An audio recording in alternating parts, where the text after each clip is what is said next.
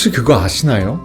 땀이 많이 나는 여름보다 추워진 겨울철 물 마시기가 더 중요하다는 것.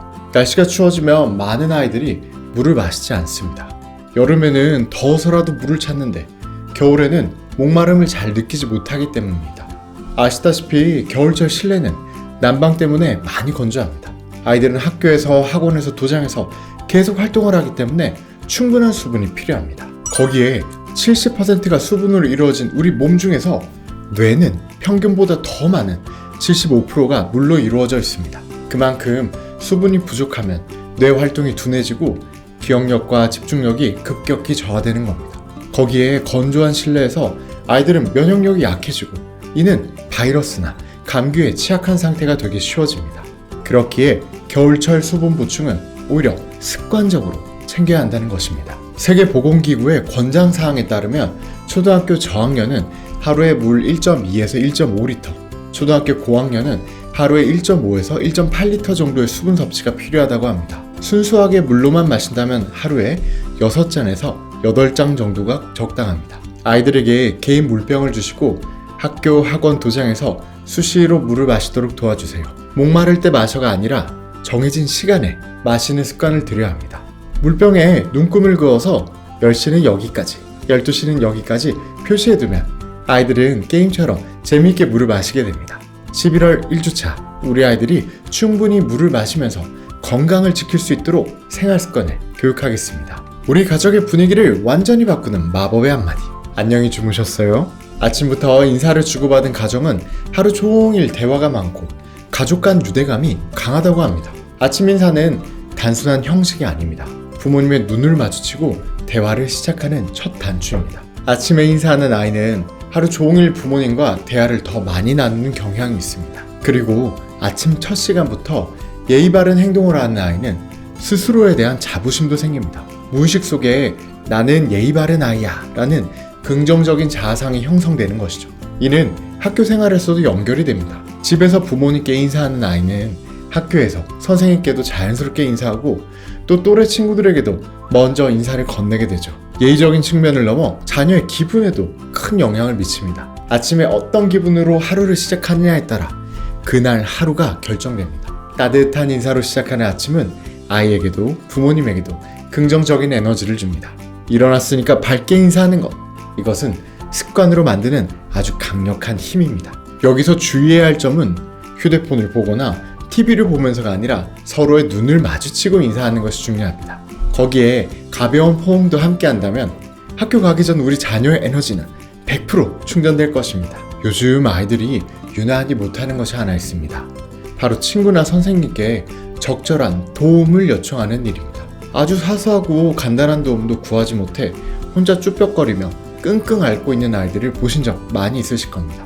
부모님은 사랑으로 자녀들의 많은 것들을 챙겨주는데도 이는 한계가 있습니다. 사실 우리 아이들은 학교라는 작은 사회 속에서 혼자서 스스로 문제를 해결하며 살아가야 하기 때문이죠. 그렇기에 태권십에서는 가장 먼저 스스로 하는 힘, 즉 자립심을 인성의 중요한 포인트로 교육하고 있습니다. 하지만 그에 못지않게 중요한 것은 바로 필요할 때 적절한 도움을 요청할 줄 아는 능력입니다.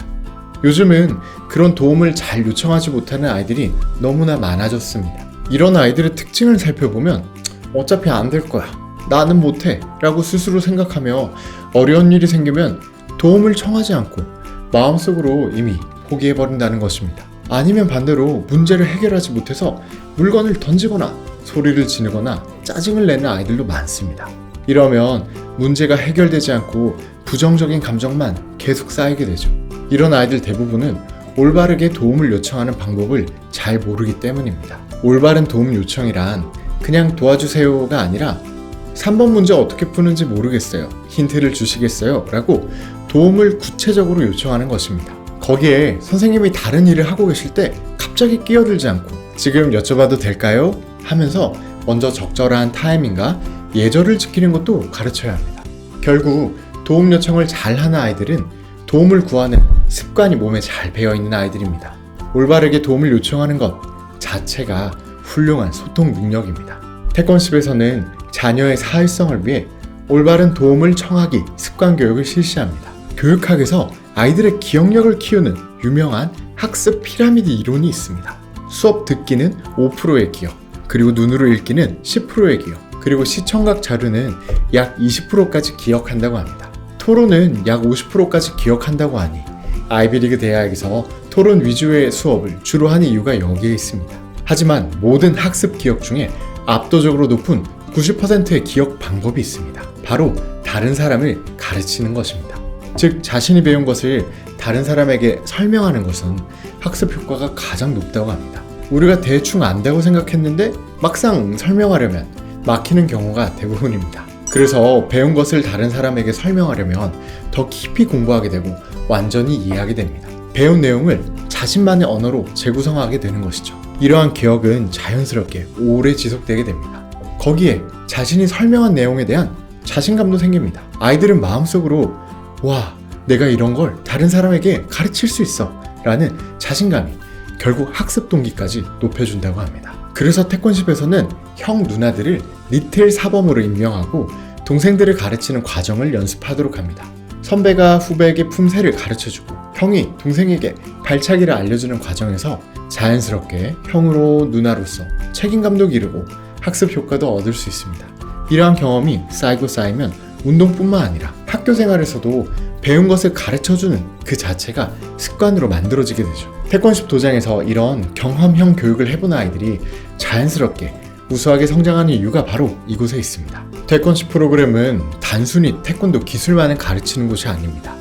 전국에 3만 명 이상의 수련생과 함께하는 국내 최대의 태권도 인성교육 프로그램으로서 풍부한 교육 경험을 바탕으로 아이들의 건강한 생활 습관, 따뜻한 가족의 가정 문화, 원활한 사회적 소통, 효과적인 학습 방법까지 전인적인 성장을 체계적으로 지도하는 종합 인성교육 전문 기관입니다. 11월, 겨울을 준비하고 한 해를 마무리하는 이 시기에 우리 아이들이 더욱 건강하고 따뜻하고 현명하게 성장할 수 있도록 태권십이 확실히 책임지겠습니다.